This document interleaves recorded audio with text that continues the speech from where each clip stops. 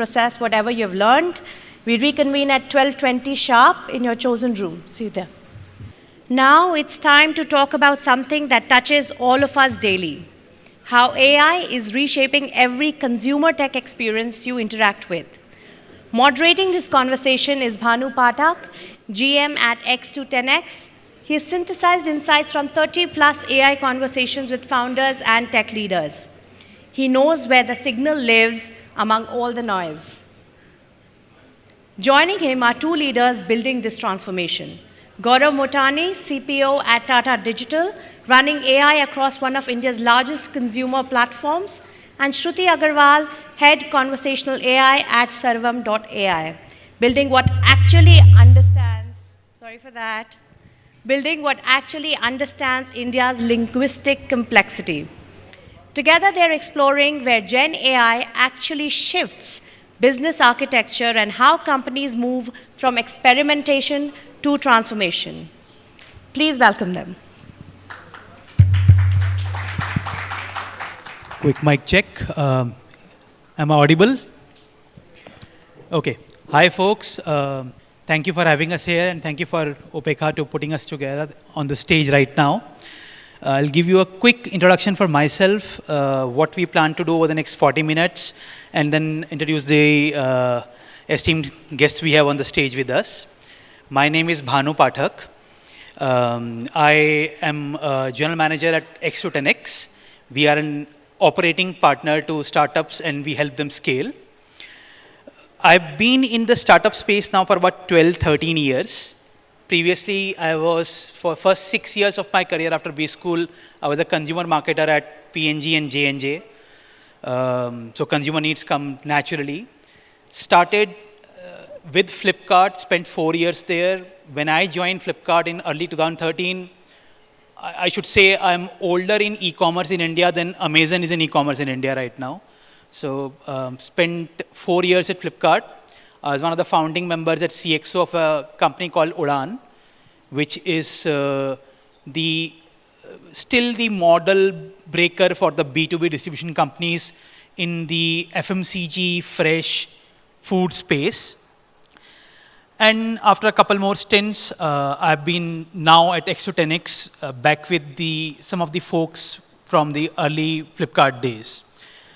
Today we'll talk about consumer tech use cases in AI, but we'll maybe focus a little bit more on Gen AI, because that is the element which has accelerated all of us to be in the room right now. AI has been around for a while, but what has led us to this commotion is Gen AI, so we'll focus a little bit more on that. And with that, I'll allow my guests to introduce themselves. Shruti first from Sarvam. Great. Thank you so much, Bhanu. And firstly, good morning and good afternoon, everyone. Great to be here. My name is Shruti Agarwal. I lead the conversational AI business for Sarvam. Basically, what Sarvam is trying to do is we are trying to build the foundational stack for generative AI, especially customized for India, Indian context, Indian languages, and Indian customers. By background, I'm a software engineer by training, spent a few years in management consulting, again doing digital and analytics consulting for customers. Spent some time in private equity investing after that, again focusing on the tech, media, and telecom domain. Did an MBA in the middle, returned to India, and now trying to work on this mission of bringing Gen AI to Indian enterprises and last mile customers. Hey, hi. Good afternoon, everyone. Thanks. The previous sessions were fascinating. Thanks, Upekha, for putting this together. I am the Chief Product Officer for Tata Digital. We are in around 16 consumer industry lines across financial services, commerce, loyalty, etc. I've been with the Tata Group for roughly around 24 years now, and have had the opportunity to look at how various organizations across the group has grown. Spent a lot of time on consumer businesses. Started off as a software developer, built few enterprise-grade platforms. That's what got me into product management, and for last 4 odd years, building for Indian consumers, which is extremely humbling and fascinating. Great to be here and looking forward to this conversation, Bhanu. Thank you, guest. Welcome, and thanks for coming. I must also, to get legitimacy now state, I'm also a software engineer. given that the others on the stage have mentioned that. But yes, I basically fell out of love with coding, but now back in it, if you could say so. So I'll just lay the ground of what we will talk about today. So I started questioning the efficacy of GenAI as yet in the consumer tech cases about 4 or 5 months back, on separating the chatter we see, the noise we see around how it is being implemented across digital native orgs right now, legacy orgs right now, and AI first newly born startups in that space as well, and try to sift through how is it happening. Now, I realized in the beginning that there are maybe 2 use cases to begin with. One, which I'm oversimplifying, but I'll call case 1, which is basically incremental efficiency, incremental speed in the workflows which exist today. So consider a consumer need, consider how the organization is handling it, and how do you accelerate the existing flow which delivers this value to consumer with GenAI in the mix. And some part of that was happening already, right? There have been existing tools built around ML, NLP, which have been helping a lot on this. So how is the acceleration happened there? Then the second use case which I started to look for, which I will again call case 2, is completely redefining the consumer flow. From basic saying, how will we rebuild this with the new tools at our possession today, the new powers which have come into play with GenAI supplementing the existing answers of AI, how will it happen? And over 30, 40 conversations with a plethora of founders, including many unicorns, many decacorns, I realized that a lot of us are still in case 1. That made me feel better, that we are all Jon Snows in this journey right now, trying to figure it out together. But also started the other set of questions on then which are the areas where it is beginning to have impact faster, what are the use cases, what are the business metrics. And I started to have a conversation with a lot of people, including from folks from Sarvam, from Tata Digital, and from others. And that's how I think my pattern recognition on which use cases could be helpful has come by. And that's what we will try and talk about today. The second part of the conversation will be around how are organizations making it happen. Digital natives or otherwise, or new gen AI first companies. But what is the model and mode of being a catalyst to propagating this transformative power of AI in your org? So these are the 2-part conversations we'll have. And we'll start with Sarvam first up. You are one of the premier AI service product providers coming out of the country right now. What are the use cases you see which are already beginning to bear fruit for your consumers? Who are they? What kind of use cases? What kind of metrics you see today, and what might those metric improvement look like in some time is a good place for us to understand. Great, great. Thank you for the question, Bhanu. Yeah. To begin with, I would like to just explain, say, the stack of GenAI and what kind of use cases, and I think Bhanu has already covered a part of it. But if you consider the stack of GenAI, it starts with the models in the foundational layer. And again, there are 2 kinds of models. There are these LLMs, which are inferencing models, which will predict the next token for you if you give it an input prompt. The second kind of models we have are, say, speech and text models, which can convert, say, something that I'm saying and transcribe it. Or if you give it a line of transcription, it will convert that into speech. Can happen across languages. At Sarvam, we are working largely on Indian languages and making sure that these models are very, very accurate for use cases for Indian enterprises and Indian customers. So this becomes the foundational model layer. And note that the speech and text models are much smaller models, follow a different architecture than transformers that LLMs usually follow, very lightweight. But yes, all of these fall within the gamut of generative AI. On top of it, there is the orchestration layers. Basically, how do you host these models? What are the different layers of code you can build along with this to add a layer of determinism on top of the stochastic outputs that the models give? The last layer that we have is the application layer. Applications in the sense of, can I create a chatbot for my customers that can answer any kind of queries? Can I create an engine to book appointments for my customers? Can I create a tool for my internal employees to automate trainings, onboardings, a tool to say underwrite memos, RFPs, respond to emails automatically? So then that becomes the application layer on top. At Sarvam, we are working on building this entire stack end to end. so that it can be customized and provided to Indian enterprises in a very nuanced manner to very, very accurately solve for their specific use cases. There's a lot of frontier model companies out there which are doing this at a very large scale, but when it comes to building for a use case which is very specific, hey, I want to go out, speak to my customers in their regional language, say in Tamil, Telugu, Kannada, ensure that the pronunciation of words is very accurate, ensure that it is able to capture, say, if somebody says 5 baje, capture it as 5 p.m., not as like 5 days later. To solve for all of these nuances, it requires the stack to be customized, trained from scratch on data, which is very primary to India. So this is the stack. Now, applying it across different verticals and sectors, and it's very interesting to see how rapidly AI adoption in India is happening, and especially across some of the sectors which are more old school or legacy, as we call it, as Bhanu mentioned. So the most rapid adoption today is happening in the banking and financial services space, and I'll talk more about the use cases. The government, central government, state government sectors are also subsidizing a lot of AI adoption for use cases across citizen-facing services. The third, digital natives, of course, are a very early adopter of AI, seeing a lot of companies in gig work, delivery, quick com, e-com, adopting AI for customer outreach at scale.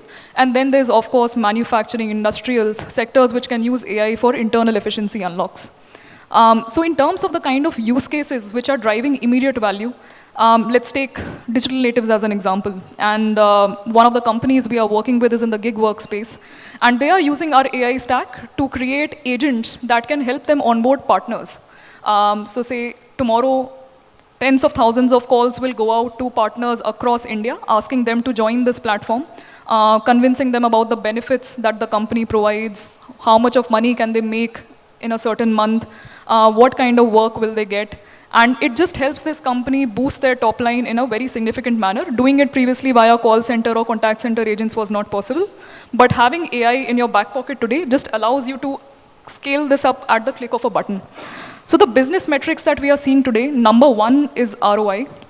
And it's easier to justify ROI for some of these low-hanging fruits, right? So in banking and financial services, collections is one use case we are all very familiar with. Just putting AI on the back of collections can deliver ROI in the ranges of 5 to 10x within the span of 1 month. And that's what we are seeing with the enterprise customers who are adopting this.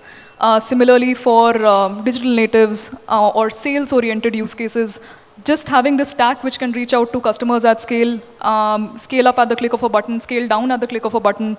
You no longer need to build contact center capacity, which can come up when you have very high demands, can scale down when you have very low demands. Again, the ROIs for this are very, very high. And it's very interesting to see that today in orgs, it's not just the cost center which is making these decisions. It's the cost center. It is the CIO, CDOs orgs. It's the tech engineering org, which are all coming together, sitting in a boardroom, going business value backwards and determining which use cases to adopt. So for the enterprises which are early adopters of AI, a lot of AI adoption is happening with these low-hanging fruits. But once this L1 value is justified, people are moving into bigger and larger use cases. Can I make an end-to-end AI sales assistant? Can I do an entire Gen AI transformation of my company? But to come to that stage, the value first needs to be proven with one of these smaller hanging fruits. And we are already seeing the roots of that start taking shape. So many questions in my head right now, but let me just try and put 3, 4 together, and then we'll pick one. So first thing I learned from you is that the adoption is happening across the gamut, but maybe even more enthusiastically from what we would have considered legacy industries. Correct. Second, most of the people start with efficiency in mind, but then start seeing other gains of quality and speed, right?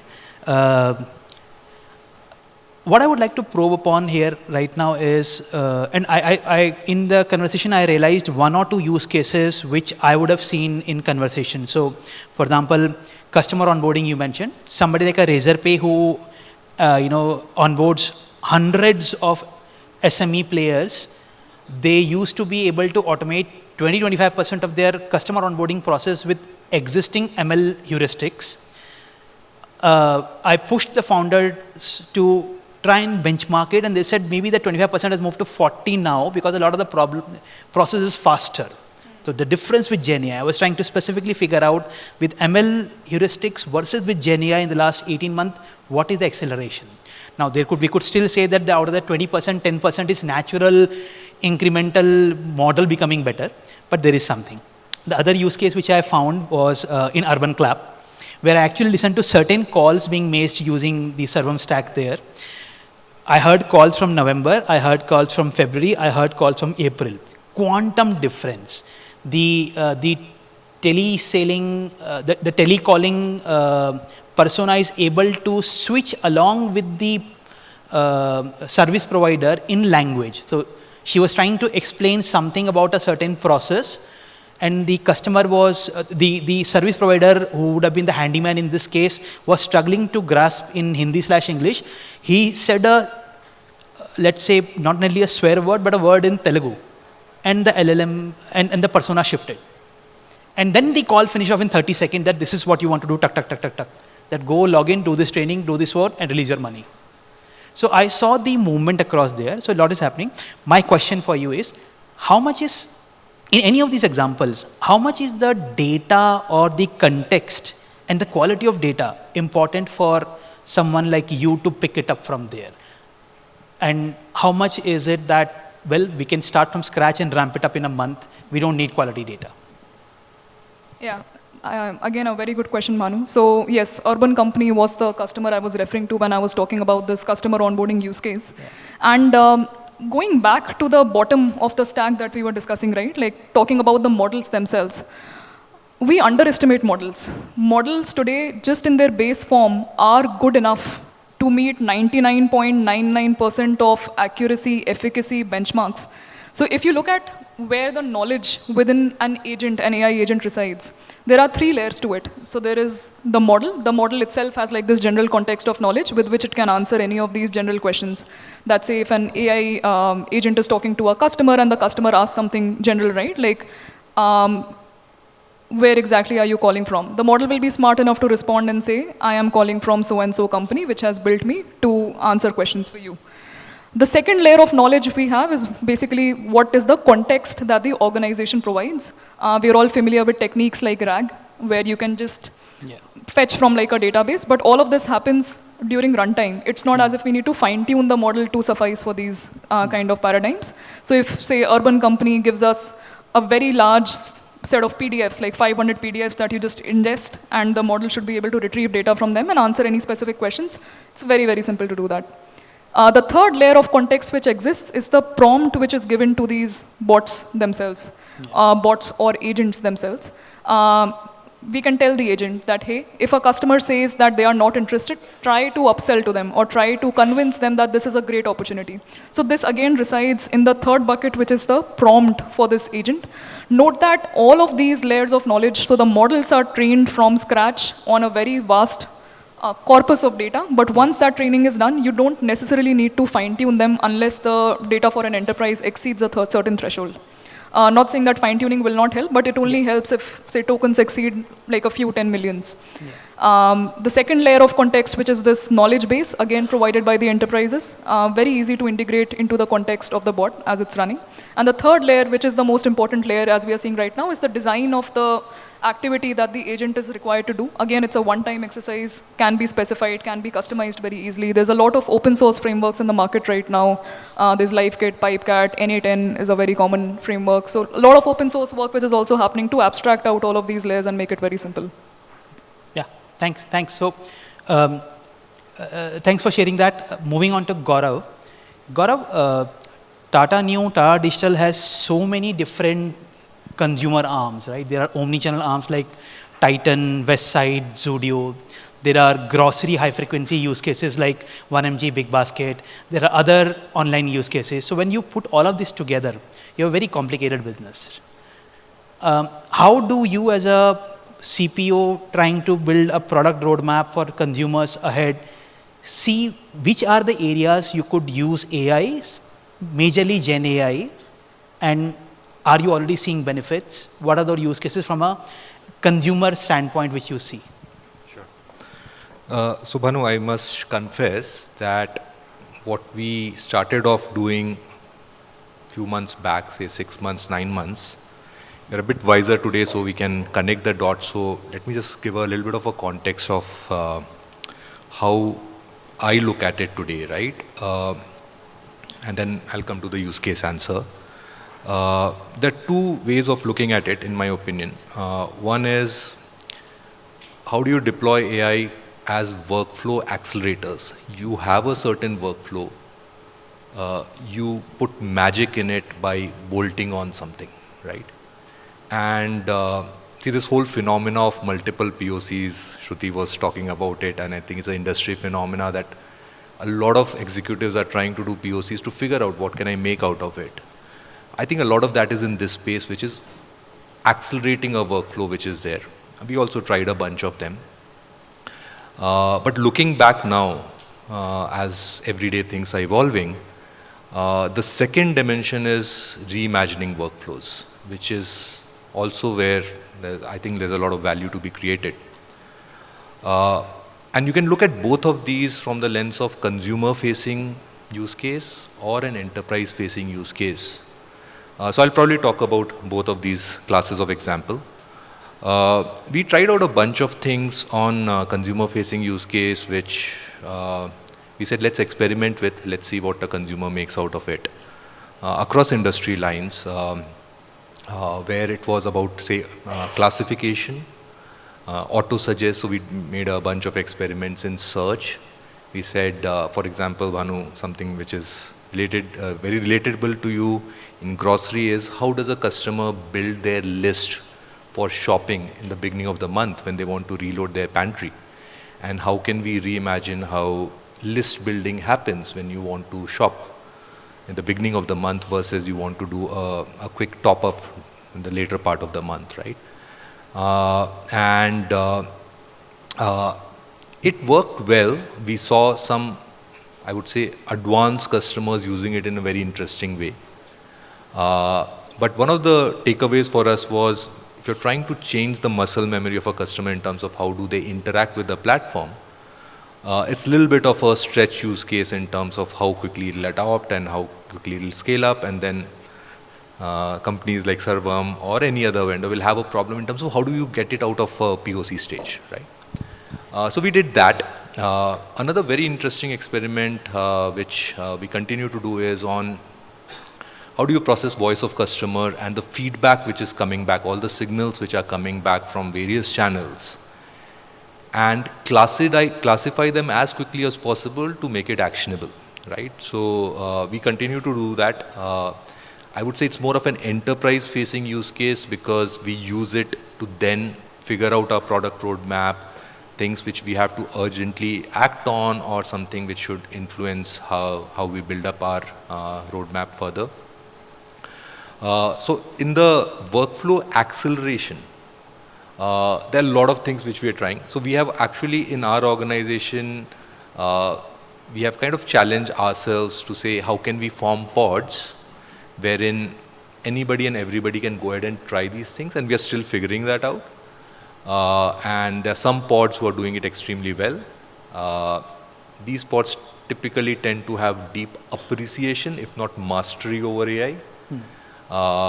And then they become the kind of the North Stars for others to adopt, right? And we do a lot of internal celebration / socializing of these examples. I believe that enterprise-facing use cases are way more powerful in terms of productionizing at this point in time to really get that confidence, and we continue to try a lot of enterprise-facing use cases internally. And the difference between the consumer uses and enterprise use cases, I'm understanding, is that muscle memory of changing consumer existing understanding right now is taking time, while for an enterprise workflow use case, it is easier once you have the conviction to do it for yourself. That is definitely one part, but that's not the only reason. I think another very important reason is how do you scale it up or define the value which you're getting out of it. So I'll give you an example, right? If you do a consumer-facing use case, your typical metric is, have I improved my CTRs? Have I improved my conversion? Have I improved how I'm acquiring new customers, etc., or moving customers from one loyalty tier to another?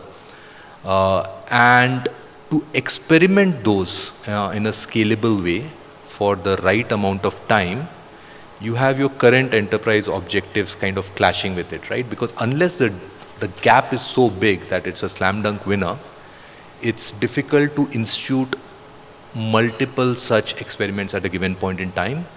In enterprise use cases, for example, classification of voice of customer, that value is very evident immediately, right? And you can run the two systems in parallel to continue to show that value, and teams just get it, right? So I think changing the muscle memory of the customer is definitely difficult, but not every AI use case needs to do that, right? You can do it in a very subtle manner where, for example, auto suggest in a standard search bar. Yeah. A customer doesn't need to know that how it is getting powered, and that's where I think I like the fact the point which Simon made, one of my favorite points, that actually the hallucination is actually a feature and not a bug, and I found it really happening in real life when we looked at our auto suggest results, and we continue to learn from that. But I think that's where the difference is of enterprise and customer use cases. So couple of raw nerves you touched in this, which I've been thinking about is all of us right now understand that transformative power of where we stand today in terms of what this could do for our industries. But the propagation has not been as intuitive as we imagined, let's say 18 months back.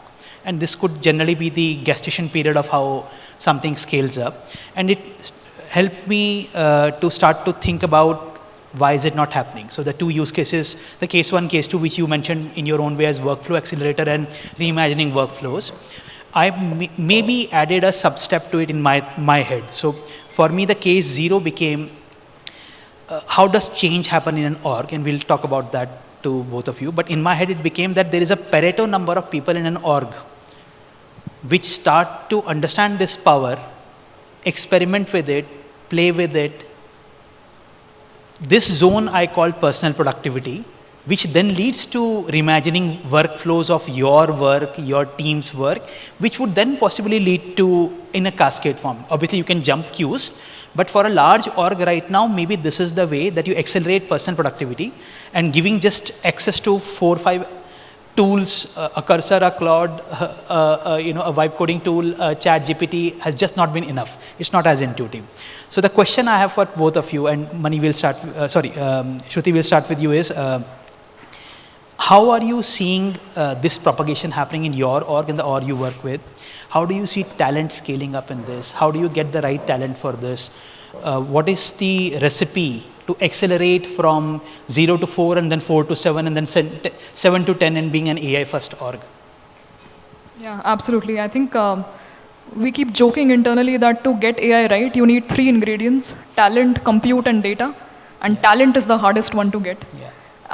At Sarvam, and let me talk about both perspectives, like what is the talent pipeline at Sarvam, how are we inculcating this paradigm in India, and also like about our customers, because as you mentioned, like even for customers, it's a very new paradigm, people need to absorb it first.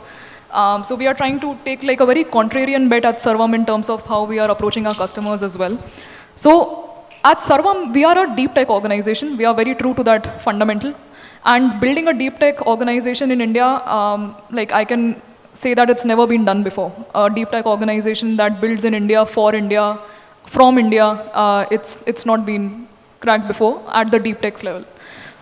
The interesting part is that within Sarvam, we get so much of inbound interest from people who just want to build with this mission and vision in mind, that we are building AI for India, it will enable Indian consumers, we are going to bring AI into the fingertips of every Indian possible.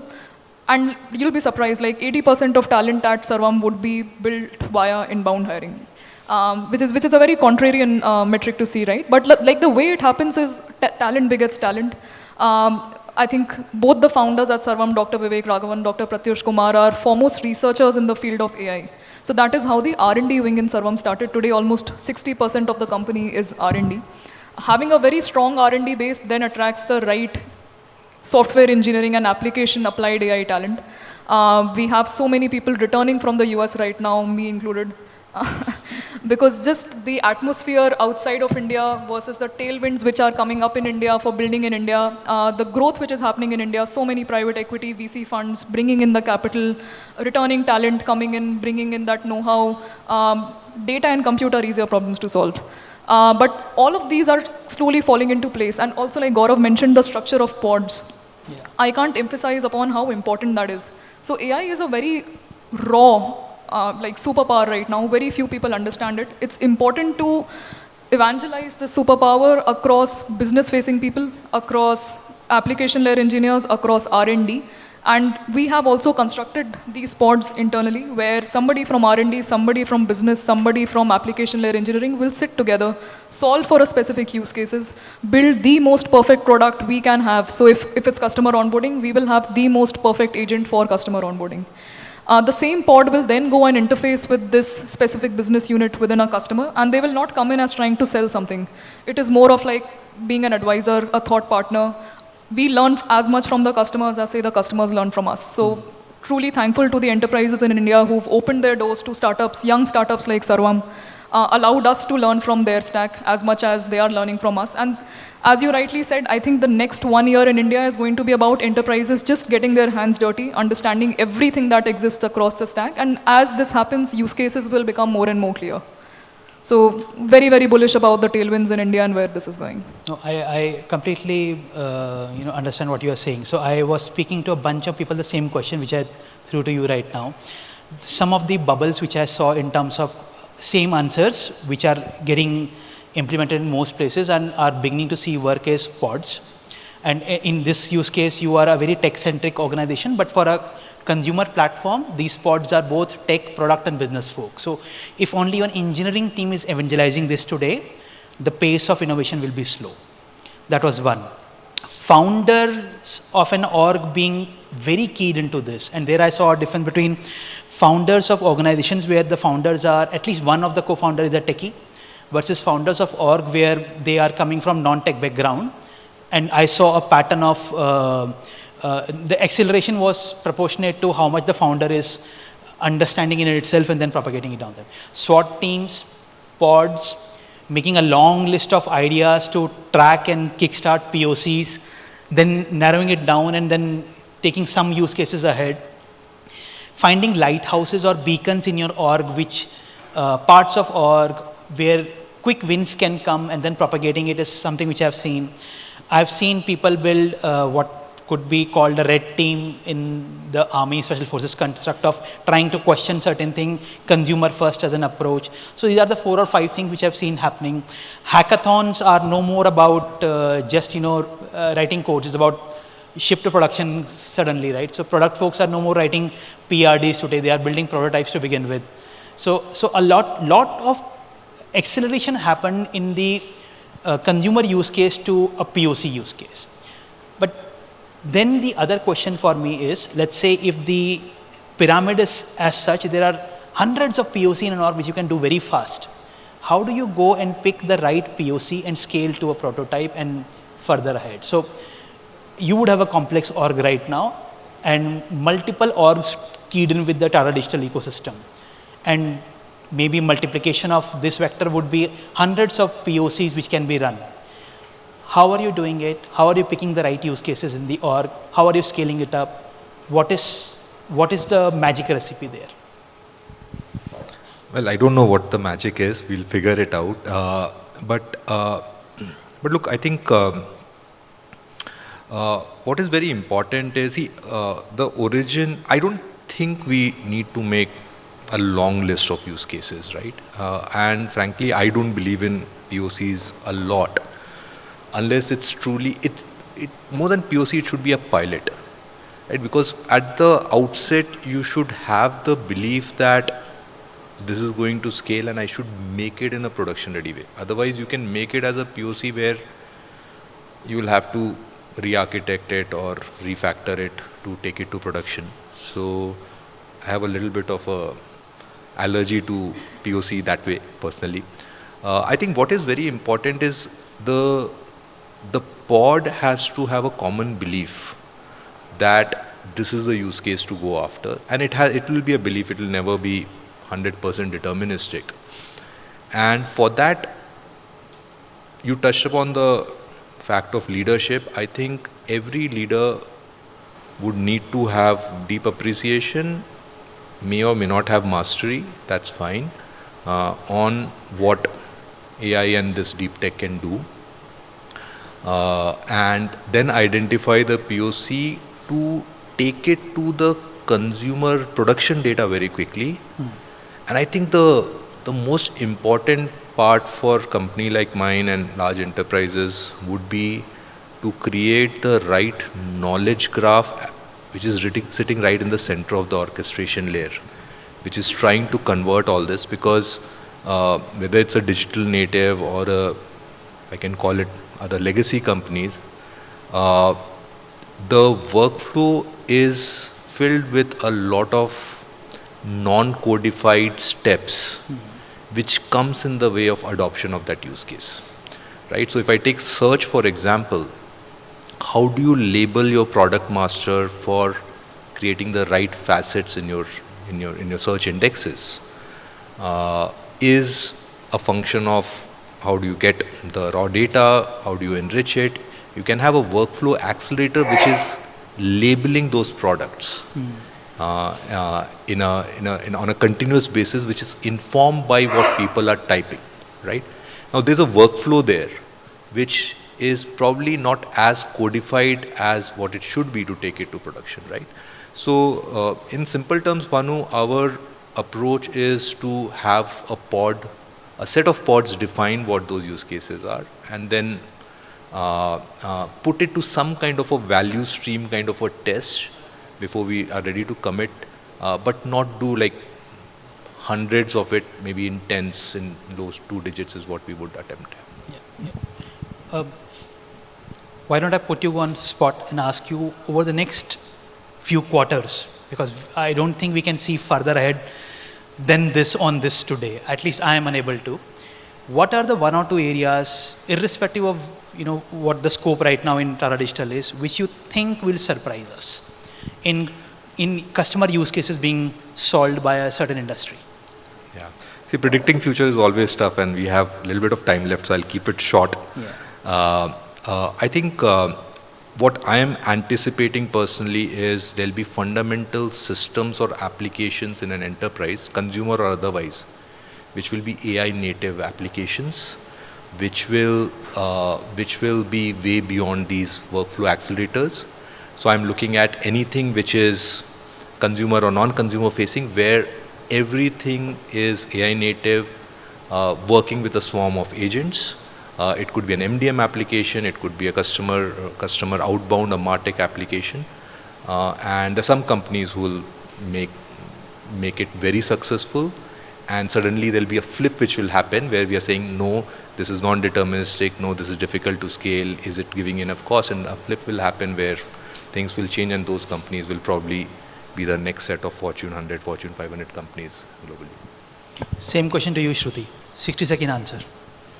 Yeah, I think we have been surprised by how the ingeniousness of Indian enterprises, right? Like, and as I was mentioning, we are learning as much from them as they are learning from us.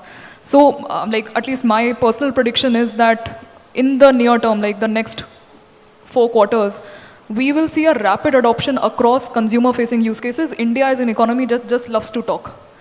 Even today on WhatsApp, you will not see people sending text messages, people will send voice notes. And we underestimate tier 3, tier 4 India and how people can really communicate. So the next billion users in India will be the first people who will bring us to the next rung of AI adoption. And AI will become a part of, say, the Indian DPI stack. So what is the next layer in DPI after Aadhaar, UPI? It has to be AI. So betting big on that. Yep. Thanks. I think I'll try not to summarize this. But I'll just give my takeaways of what I heard. There is a case 1 of workflow accelerants, and there is a case 2 of workflow reimagination. There is a lot of gestation happening. There's a lot of noise you can hear from kitchen right now of something being cooked. Maybe a lot of food has not yet been served out, but magic could happen anywhere, any point of time. There are some patterns of how you can accelerate this in your org. Pods, SWAT teams, allowing it to go beyond the engineering function and product functions to the rest of the org, whichever way you structured, is a good way to accelerate from personal productivity to workflow accelerants to AI native workflows. And you are seeing adoption not just from AI first companies, digital natives, but large legacy orgs as well. And given the billion plus population we have, you could see surprise in terms of the spread of this across. And it's fair to say that the story is unfolding very fast. Thank you. Thank you so much. Thank you so much, Gaurav. Thank you so much, Shruti. And thank you so much, folks, Thank you. Thanks a lot. listening to us. Thanks. Thank you, Bhanu. Thank you, Gaurav and Shruti. I would request Tanuka from Team Upeka to please come on stage to present the token of appreciation.